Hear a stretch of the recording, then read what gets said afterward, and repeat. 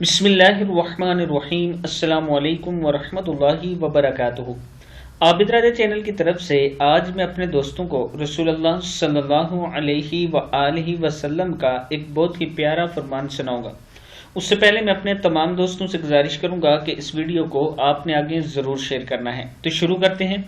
हज़रत अनस बिन मालिक रज़ी अल्लाह ताला अन्हु फरमाते हैं कि हुज़ूर अकरम सल्लल्लाहु अलैहि वआलिहि वसल्लम ने फरमाया, मोमिन को जब इसकी कब्र में रखा जाता है तो इसके पास एक फरिश्ता आता है जो पूछता है, तो किसकी इबादत किया करता था? बस अल्लाह ताला इसे हिदायत अता फरमाता है और वो कहता है, मैं अल्लाह ताला की इबादत किया करता था।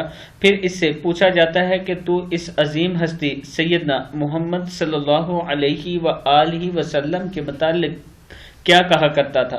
वो कहता है कि ये अल्लाह के बंदे और इसके रसूल हैं, बस इसके सिवा इससे किसी और शय के मुतालिक नहीं पूछा जाता। और इस रवायत में है कि वो कहता है कि मुझे छोड़ दो ताकि मैं अपने घर वालों को बिशारत दूं। इसे कहा जाता है कि यही ऐश व इशरत से रहो। किताब का हवाला ये नीचे मौजूद है, आप देख सकते हैं।